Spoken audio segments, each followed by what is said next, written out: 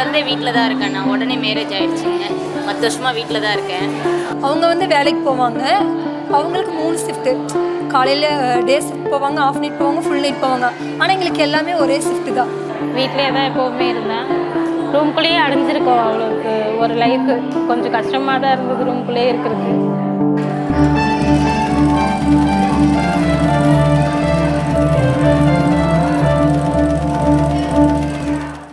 என்னென்னா நாங்கள் ஸ்கூலுக்கு போகும்போது எல்லாம் ஒரே இதாக பார்த்துக்குவோம், பேசுவோம், எல்லாம் பண்ணுவோம். அப்போ இந்த அக்கா சொன்னாங்க, இந்த மாதிரி டெய்லரிங் கிளாஸ் ஒன்று இருக்குது, போகலாமாப்பா அப்படின்னு கேட்டாங்க. ஃபஸ்ட்டு யோசிக்கவே இல்லை. ஃபஸ்ட்டு எங்கேன்னு மட்டும் சொல்லுங்கள், போகலாம் அப்படிங்கிற மாதிரி இருந்துச்சு. ஏன்னா வீட்டில் நாங்கள் வந்து எப்படின்னா, வீட்டில் குழந்தைகளை அனுப்பினதுக்கப்புறம் சும்மா தான் இருப்போம். இப்போ காலையில் 8:30க்கு எல்லா வேலையும் முடிஞ்சிடும். குழந்தைங்க ஸ்கூலுக்கு போயிட்டாங்க, 3:30க்கு தான் வருவாங்க.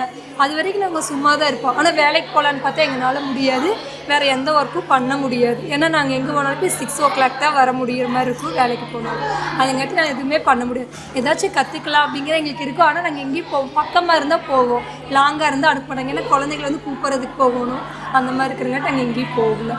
அப்புறமேல இவங்க சொன்னோன்னே ஃபஸ்ட்டு சரி நான் சொல்லிவிட்டு இவங்ககிட்ட போயிட்டேன். எங்கள் வீட்டில் போய் சொன்னேன். கொஞ்சம் யோசிச்சாங்க.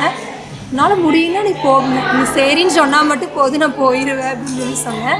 எனி டைம் வீட்லேயே இருந்தாலும் இப்போ வந்து மதியம் வரைக்கும் வீட்டில் இருக்க மாட்டாங்களா, வந்தாலும் ஒர்க் பார்த்துக்கிட்டே இருந்துட்டு பக்கத்து வீட்டில் யாருக்குமே பேசுகிறதுக்கே நேரம் கிடைக்காதுல்ல. அதனால் நீங்கள் ரொம்ப பிஸி ஆகிட்டீங்க, உங்களை பார்க்கவே முடிய மாட்டீங்க அப்படின்ட்டு எல்லாம் ரொம்ப ப்ரௌடாக இருக்குது. அதை கேட்கும்போது நம்ம இவ்வளோ பிஸியாக இருக்கோமா அப்படின்னு நினைக்கும் போது அது ஒரு சந்தோஷமாக இருக்கும். எங்கள் வீட்டு பக்கத்துலலாம் அந்த அக்கா டெய்லி கேட்பாங்க, என்ன காலேஜ் கிளம்பியாச்சா, நீட்டாக கிளம்பியாச்சு, காலேஜ் கிளம்பியாச்சா. ஐயோ நான்லாம் காலேஜே போகணதில்லக்கா, 8ஆம் கிளாஸ் வரைக்கும் படிச்சுக்க ஏக்கா அப்படின்னா நம்ம காலேஜ் போகிறோமா அப்படிங்கிற மாதிரி அது ஒரு மாதிரி சந்தோஷமாகவும் இருக்குது. ஸ்கூல் டேஸில் தான் இது மாதிரி ரவுண்டாக உட்காந்து எல்லாம் பேசுகிறது, ஷேர் பண்ணி சாப்பிட்றது, ஒரு விஷயத்தை கற்றுக்கிட்ட மறுபடியும் எல்லாத்துக்கும் சொல்கிறது, அந்த இதெல்லாம் இருந்தது. அதுக்கப்புறம் ரொம்ப வருஷம் கேப் ஆகி இப்போ அந்த இதை வந்து நான் ரொம்பவே ஃபீல் பண்ணுவேன். நான் மேம்கிட்டே சொன்னேன், ரொம்ப ஃபீல் பண்ணுறேன் மேம். ஸ்கூல் டேஸில் நிறைய ஞாபகம் வந்தது. இங்கே ஒரு டைம் இங்கே க்ளீன் பண்ணுறதுக்கு முன்னாடி மரத்தடியில் உட்காந்து கிளாஸ் நடந்தது, அதெல்லாம் இப்போ ஸ்கூல் டேஸ் ஞாபகம் வந்தது. மரத்தடியில் ஒரு நாள் கிளாஸ் நடத்துனதில் அப்போ உள்ள அந்த ஃபீல் வந்துச்சு. அந்த கவனெல்லாம் சிதறாமல் அந்த பாவையில் போய் அது பட்டுருச்சு. அவன் அந்த ஆசிரியர் சொல்கிற மாதிரி அவன் ஜெயிச்சிட்டான். அந்த போர் இதில் வந்து அவன் கலந்து அவன் செலக்டும் ஆகிட்டான். அதை அந்த 4 விஷயத்தை கடைப்பிடிச்சோம்னா எல்லாருமே முன்னேறலாம் அப்படின்னு சொல்கிறேன். சின்ன வயசுலேருந்து ஆசை இருக்குது, நம்ம ஸ்டேஜ் ஏறணும், பேசணும். ஆனால் அந்த ஷை டைப்னால வந்து ரொம்ப பயந்துட்டாங்க. அந்த வயசில் வந்து அந்த தைரியம் இல்லை. இப்போ இந்த வயசில் வந்து நமக்கு ஆப்பர்ச்சுனிட்டி கிடைக்கிறப்ப வந்து இப்போ பேச வாய்ப்பு கிடைச்சது. ரொம்ப தேங்க்யூ, நல்லா இருக்குது.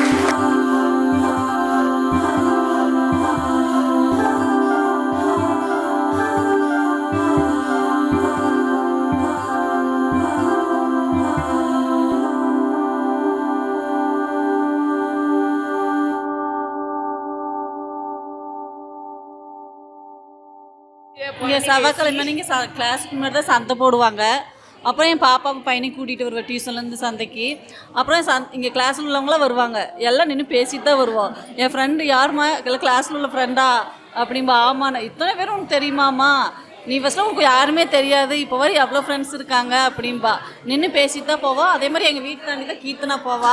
எப்போ வண்டியில் போனாலும் பாய் சொல்லிட்டு தான் போவா. என் ஃப்ரெண்டு என் பொண்ணு பாப்பா, அம்மா கீர்த்தனத்தை வராங்கம்மா, உன் ஃப்ரெண்டு வராங்கம்மா அப்படின்பா. நான் ஃபஸ்ட் பேட்ச்சில் இதை பண்ணலை. செகண்ட் பேட்ச்சில் வந்து டெய்லி நீங்கள் டைரி எழுதுங்க அப்படின்னு நான் புதுசாக ஒரு சும்மா தான் சொன்னேன்.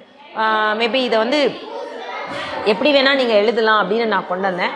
அது மூலியமாக தெரிஞ்சுக்கிட்டது தான். ஃபஸ்ட்டு வந்து நீங்கள் யார் மூலியமாக இங்கே வந்தீங்க அப்படின்றத தேங்க் பண்ணி எழுத ஆரம்பிங்கன்னு ஃபஸ்ட்டு டேவே சொன்னேன். அப்போ ஸ்ட்ரென்த் கம்மியாக இருந்தது. அப்புறம் 40 ஆனதுக்கப்புறம் எல்லாருமே எழுத வச்சேன். நான் அதை வந்து டெய்லி படிப்பேன். ஆக்சுவலாக டைரின்றது வந்து பர்சனல், யாரும் படிக்கக்கூடாதுன்னு நான் அதை சொல்லி தான் அவங்கக்கிட்ட கொடுத்தேன். டைரி எழுதுங்க, நான் படிப்பேன். இது வந்து உங்களோட ஃபீட்பேக்கு என்ன, நானே வந்து எங்கிட்ட இருக்க ப்ளஸ் மைனஸ் தெரிஞ்சுக்கிறதுக்காகவும் உங்ககிட்ட இருக்க மனக்குறைகளை நான் தெரிஞ்சுக்கிறதுக்காகவும். அதில் வந்து நிறைய அட்மைரிங் விஷயம் இருந்தது, நிறைய பேர் நிறைய ஷேர் பண்ணாங்க.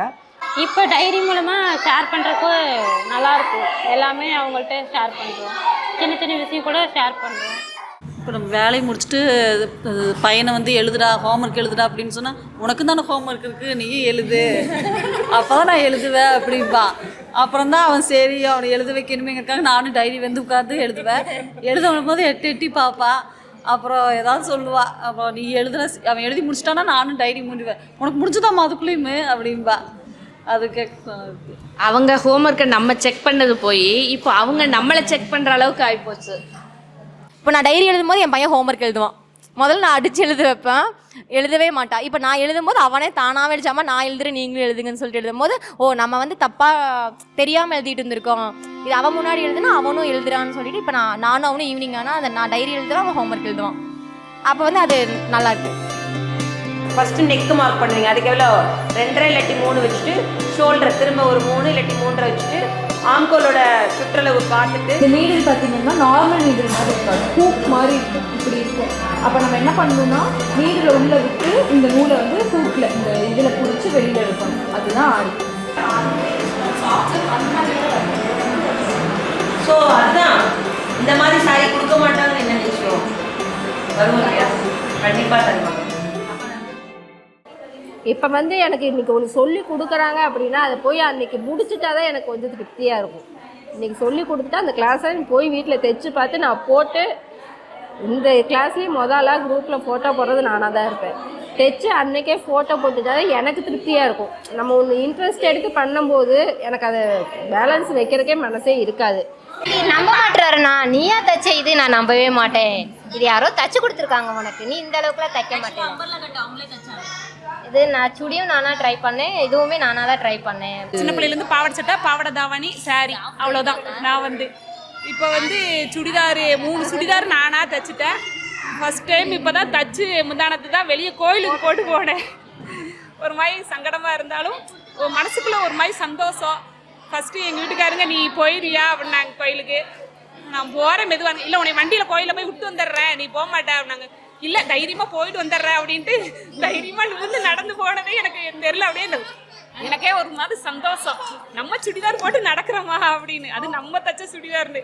கடைக்கு வர்றவங்களாம் என்ன எங்கே கிளம்பிட்டீங்க அப்படின்னு கேட்டாங்க. கோயிலுக்கு போகிறேன், இது நான் தச்ச சுடிதாரை போட்டு கோயிலுக்கு போகிறேன்னு சந்தோஷமாக சொல்லிட்டு போனேன்.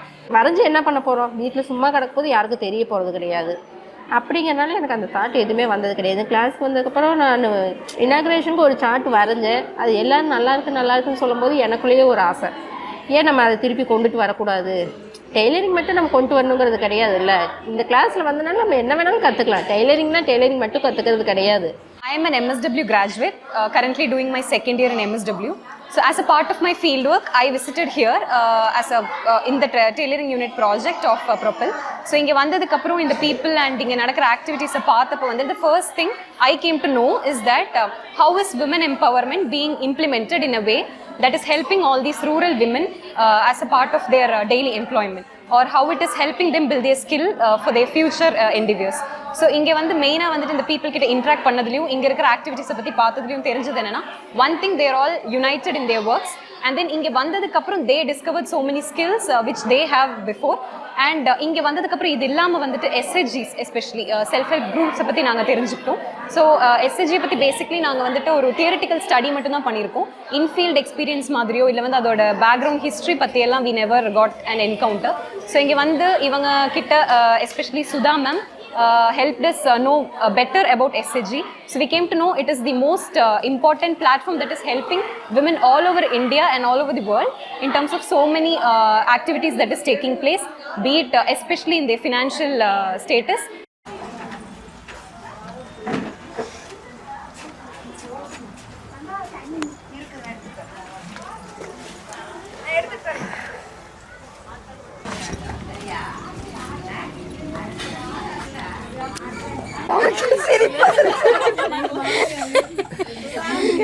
ஒரு தனி மனிதனில் வந்து பெண்களுக்கு வந்து ஒரு இடத்துக்கு போனால் கடன் வாங்குறதுக்கு வந்து சாத்தியமே இல்லாத விஷயம்.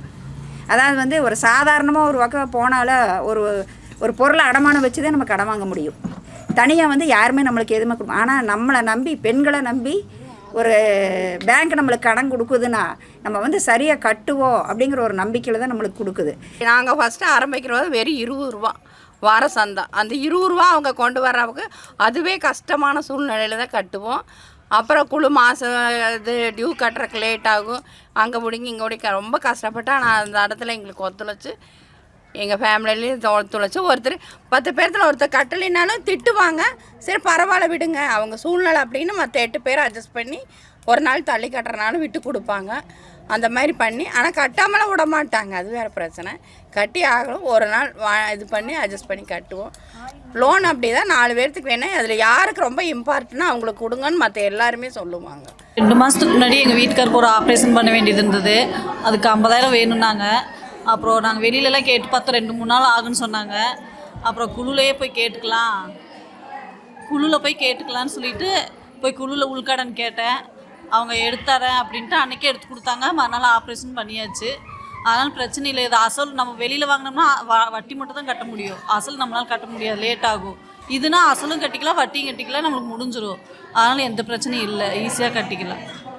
ரெண்டாவது, அந்த லோனை வாங்கி நம்ம பர்சனல் தேவைக்கு மட்டும் யூஸ் பண்ணல. நிறைய பேர் வந்து சின்ன சின்ன தொழிலெல்லாம் பண்ணியிருக்கிறோம் நாங்கள் எல்லாருமே. மெயினாக என்னென்னா, எங்களுக்கு வந்து பொருளாதார ரீதியாக வந்து ஓரளவுக்கெல்லாம் நாங்கள் முன்னேறக்கான ஒரு வாய்ப்பு எங்களுக்கு கிடச்சிது. ஆறுதல் சொல்லுவோம். அவங்க வீட்டுக்கு போய் பக்கத்தில் இறந்த உடனே போய் பார்ப்போம், செய்வோம். ஒரு மெயின் ஆறுதல் தானே, அது வேற பெரியது என்ன இருக்குது. நாங்கள் இருக்கோம்ப்பா, தைரியமா இருங்க. யாராவது வீட்டில் ஏதாவது பிரச்சனைன்னு வந்து சொன்னாங்கன்னா அதுக்குண்டான சொல்யூஷனை கூட நாங்கள் இப்போ நான் ஒன்று சொல்லுவேன், ஒவ்வொருத்தவங்களுக்கும் ஒவ்வொரு ஒப்பீனியன் இருக்கலாம், அதனால அவங்களோட லைஃப் கூட சேஞ்ச் ஆகலாம். இப்போ நாங்கள் வந்து குழுவில் வந்து ஜாயின் பண்ணி அதுலேருந்தே வந்து அதுக்கப்புறம் தான் வந்து வரவு செலவு கணக்குனா இப்படி எழுதணுமா, ஆடிட்டிங் பண்ணுறதுனா இதுதானா அப்படிங்கிற நிறைய விஷயங்கள் வந்து தெரிஞ்சிருக்கு. அதுவும் இல்லாமல் எங்களுக்கு வந்து நிறைய மீட்டிங் போடுறாங்க, இந்த மாதிரி நிறைய ட்ரைனிங் கொடுக்குறாங்க. இதெல்லாம் வந்து நாங்கள் குழுவில் சேரலைன்னா வந்து எங்களுக்கு வந்து இதெல்லாம் தெரிஞ்சிருக்கவே வாய்ப்பில்லை. அப்படி இருக்கும்போது இதெல்லாம் எங்களுக்கு ரொம்ப பெனிஃபிட்டாக இருக்குது. அந்த குழுவில் சேர்ந்ததுனால தான் வந்து எங்களுக்கு ட்ரைனிங் போடுறது இதெல்லாமே தெரியுது. நாங்களாம் வந்து வீட்டுக்குள்ளே இருக்கிறாங்க, இப்போ குழுவில் சேர்ந்ததுனால வந்து ட்ரைனிங்கு மீட்டிங்கு அப்படின்னு சொல்லிட்டு எங்களுக்கு வெளியில் வர்றதுக்கு கூட ஒரு வாய்ப்பு கிடைக்கிது. நாங்கள் எங்களோட சர்க்கிள் எடுத்துக்கிட்டா எங்கள் கூட இருக்கிறவங்க எல்லாருமே எங்கள் ஏஜ் பீப்புளாக இருப்பாங்க. அவங்களுக்கு அவங்களோட எக்ஸ்பீரியன்ஸோட இதுதான் இருக்கும். ஆனால் இப்போ நான் குழுவில் இருக்கவங்க எல்லாருமே டிஃப்ரெண்ட் ஏஜஸாக இருப்பாங்க, அம்மாவாக இருப்பாங்க, இல்லை எங்களை விட ரொம்ப பெரியவங்களாக இருப்பாங்க. இப்போ நான் ஒரு ஒப்பீனியன் சொன்னேன்னா, ஆனால் அவங்களோட ஒப்பீனியன் வந்து இன்னும் பெருசாக டிஃப்ரெண்ட்டாக இருக்கும். ஏன்னா அவங்க அந்தளவுக்கு அந்த எக்ஸ்பீரியன்ஸ்டாக இருப்பாங்க. ஸோ அது எங்கள் லைஃப்பில் வந்து கண்டிப்பாக அது ஒரு நல்ல இம்பேக்டாக தான் இருக்கும். சின்ன பொண்ணு சொல்கிறேன்னு அவங்களும் அது இந்த சேம் டைம் இப்போ நான் ஒரு ஒப்பீனியன் சொல்கிறேன் அப்படின்னா, நான் என்னோட லைஃப்பில் எக்ஸ்பீரியன்ஸ் பண்ணதை வச்சோ, இல்லை நான் படித்தது வச்சோ, இல்லை வேலையோடதை வச்சோ நான் ஏதோ சொல்கிறேன்னா, பரவாயில்ல சுதர்மா சொல்கிறது கரெக்டு தான் அப்படிங்கிறது கூட எடுத்துக்கிறாங்க. கையெழுத்து எங்கள் குழுவில் ஒருத்தர் போட தெரியாமல் தான் இருந்ததுங்க. அப்புறம் வந்து அவங்க எனக்கு வராதுன்னே சொல்லிட்டு இருந்தாங்க. ஒரு கலாமணி தான் இருந்துச்சு, வரலைன்னா கையிலேயே போடணுன்னே அப்படின்னு சொல்லிட்டு கையெழுத்து போட்டு பழக்கி விட்டாப்லைங்க. அப்புறம் அவங்க கையெழுத்து தான் போடுறாங்க. அவங்க படிப்பறிவே இல்லைங்க, ஆனால் கலாமணி சத்தம் போட்டு கையெழுத்து அவங்க படித்ததே இல்லைங்க. அப்புறம் இவங்க தான் டெய்லி மிரட்டிகிட்டே இருப்பாங்க, கையெழுத்து போடணும்னு சொல்லி போட வச்சுட்டாங்க. அதான் வந்து நம்மளுடைய எல்லா இடத்தோட குப்பைகளும் அங்கே வந்துருச்சு. அப்போ வந்து நாங்கள் கேட்க போகும்போது இல்லை நாங்கள் சொல்லிட்டு தான் பண்ணணும் அப்படின்னு சொல்லும்போது, இப்போ நாங்கள் எல்லாருமே போய் அங்கே நின்னா, சரி நீங்கள் சொல்லிட்டு பண்ணாமல் போங்க, அது வேறு விஷயம். ஊருக்குள்ளே ஒரு வார்த்தை யாரையாவது கேட்டிருக்கலாம், நீங்கள் பண்ணுனீங்க, சரி வேண்டாம். இது வந்து ரொம்ப மாசு வந்து அதிகமான பொல்யூஷன்னால எல்லாருக்குமே மழை பெஞ்சதுன்னா ஸ்மெல்ல எல்லாத்துக்கும் பாதிப்பாக இருக்கும். அதனால் நீங்கள் கொஞ்சம் இதை கரெக்ட் பண்ணி கொடுத்தீங்கன்னா பரவாயில்லைன்னு சொல்லிட்டு எல்லார்த்தையும் வர சொன்னோம். எல்லாருமே வந்தாங்க. எல்லாருமே வந்து அதை அப்போவே க்ளீன் பண்ணி கொடுத்து அப்போவே எங்களுக்கு வந்து உதவி பண்ணாங்க. இப்போ நம்ம குழு விவசாயம் வந்து பார்த்தீங்கன்னா நிறைய வார்டு கவுன்சில்ஸ் வந்து நிறைய எத்தனையோ பேர் அதில் இருக்காங்க, பஞ்சாயத்து தலைவர் இருக்காங்க. இப்போ கிராமத்துக்குள்ளெல்லாம் போனீங்க அப்படின்னா, இப்போ பெரியபுத்தூர் பஞ்சாயத்து ஒன்று இருக்குது, அங்கே வந்து பஞ்சாயத்து தலைவரே நம்ம ஒரு எஸ்ஐஜி மெம்பர் தான். அவங்க வந்து அந்த இதில் வந்து பார்த்தீங்கன்னா எந்த இடத்துல போனாலும் ஸ்டேஜில் வந்து பேசுவது பெருமையாக சொல்லுவாங்க. நான் வந்து ஃபஸ்ட்டு ஒரு குழு உறுப்பினர், அதுக்கப்புறம் தான் எனக்கு அது மூலிமா கிடச்சது தான் எனக்கு இந்த பதவி அப்படின்னு சொல்லிட்டு ஒரு பெருமையாக வந்து சொல்லுவாங்க. எங்கேயா இருந்தாலும் முதலாள போய் நிற்போம், நாங்கள் கேட்போம். தப்பு நடந்தால் கேட்டு தானே ஆகணும். இப்போ நாங்கள் ஒரு மாதத்துக்கு வந்து 20 சுடிதார் 40 சுடிதார் தைப்போம். ஒரு நாளைக்கு 5 சுடிதார் தைக்கிறோம். அதனால் ஒரு மாதத்துக்கு வந்து 50 சுடிதார் மினிமம் என்னால் தைக்க முடியும். எனக்கு மாதம் வருமானம்னு பார்த்தா இதில் வந்து 10,000 ரூபாய்க்கு பக்கம் வரும். 10,000 ரூபாயில் எங்கள் பாப்பாவுக்கு செல்வமகள் சேமிப்பு போட்டுட்ருக்கேன், அமௌண்ட் அதுக்கு போடணும். அப்புறம் மேற்கொண்டு என்னோடய அக்கௌண்ட்டுன்னு தனியாக வச்சுருக்கேன், அதுக்கு போடுறேன், ஆர்டி போட்டுட்ருக்கேன். போஸ்ட் ஆஃபீஸ் அக்கௌண்ட்டில் ஸ்கீம் நிறையா இருக்கிறனால அதெல்லாம் போட்டிருக்கேன். இன்சூரன்ஸ் போட்டிருக்கு. பசங்களுக்கு ட்ரெஸ்ஸு, நம்மளுக்கு தேவையான ட்ரெஸ்ஸு, மாமனார் மாமியாருக்கு எதுவும் கொடுக்கறதுனாலும் நம்ம காசில் இருக்கும்போது அது நிறைவு நிறையா இருக்குது. நம்ம சம்பாரிச்சதில் நம்ம கொடுக்குறோமே அப்படிங்கிறது மனநிறைவு அதிகமாக இருக்குது. ஒருத்தர்கிட்ட எதிர்பார்த்துக்கிட்டு இது கொடுங்க அது கொடுங்க நம்ம சில டைம் யோசிப்போம், இதுக்கெல்லாம் எவ்வளோ செலவாகுமா அப்படின்னு சொல்லி அவங்க டக்குன்னு கேட்கும்போது நம்ம காசாக இருந்தால் நம்ம போய் இப்படி சொல்லுவோமா அப்படின்னு சொல்லி நினைக்க தோணும். இப்போ ரொம்ப மனநிறைவாகவும் சந்தோஷமாகவும் இருக்குது நம்ம காசில் செலவு பண்ணும்போது.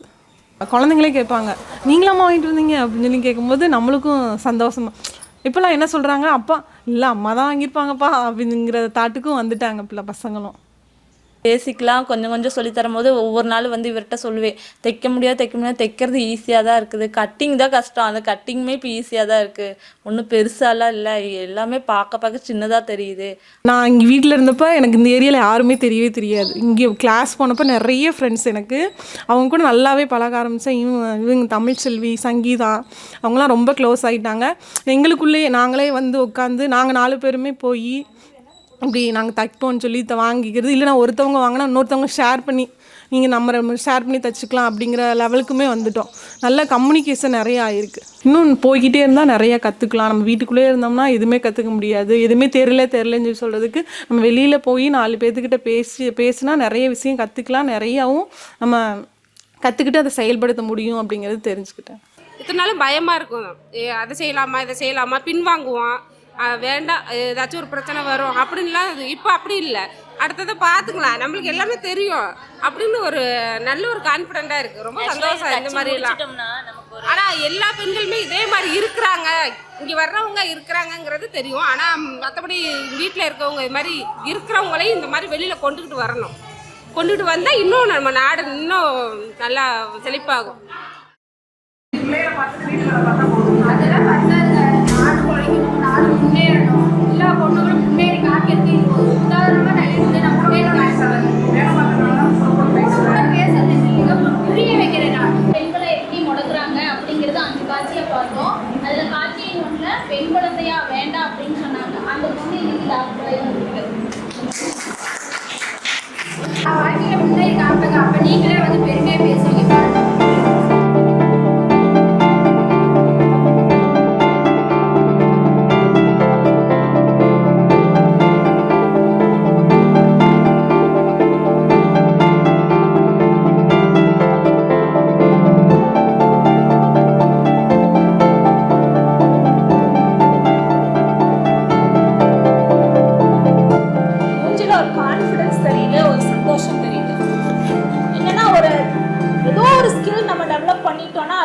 கான்ஃபிடென்ஸில் நம்மளுக்கு எல்லாமே மாறும்.